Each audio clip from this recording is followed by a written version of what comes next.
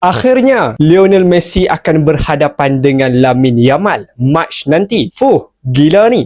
Jadi jom kita bahas tentang ini. Bayangkan satu perlawanan super clash antara juara Eropah dan juara Amerika Selatan. Inilah yang dinamakan Finalissima. Perlawanan istimewa yang menghimpunkan dua kuasa besar bola sepak dunia dalam satu pentas. Pada edisi 2026 nanti, Spain dan Argentina bakal berentap selepas kedua-dua pasukan menjuarai kejohanan benua masing-masing pada tahun 2024. Spain muncul juara Eropah di Jerman dengan menewaskan England 2-1 di final Berlin, sekaligus merangkul gelaran Euro buat kali keempat dalam sejarah mereka. Sementara itu, Argentina pula berjaya mempertahankan kejuaraan Copa America di Amerika Syarikat, menewaskan Colombia 1-0 selepas masa tambahan dalam final di Florida. Kemenangan itu menjadikan Argentina juara Copa America buat kali ke-16, satu rekod yang baru. Finalissima sendiri adalah satu perlawanan sahaja, satu match lah kiranya, dimainkan selama 90 minit. Tiada masa tambahan. Jika keputusan seri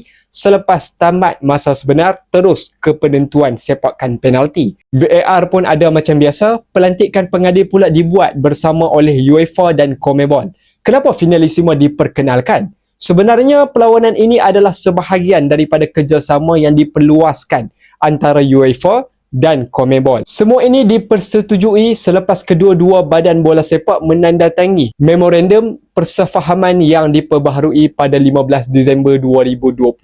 Ringkasnya, Finalissima ini simbol perpaduan dua benua bola sepak terbesar dunia. Jadi, bila dan di mana Finalissima 2026 akan berlangsung? Tarikhnya ialah 28 Mac nanti. Lokasi Finalissima ini akan diadakan di lokasi yang sangat ikonik, iaitu Stadium Lusail di Qatar. Stadium yang dibina khas untuk Piala Dunia 2022. Stadium ini pernah menyaksikan 4 perlawanan Argentina, termasuk final yang sangat dramatik menentang France yang dimenangi oleh Lionel Messi dan Argentina. Untuk sejarah, ini merupakan kali keempat juara Euro bertemu juara Amerika Selatan dalam perlawanan anjuran UEFA dan CONMEBOL ini.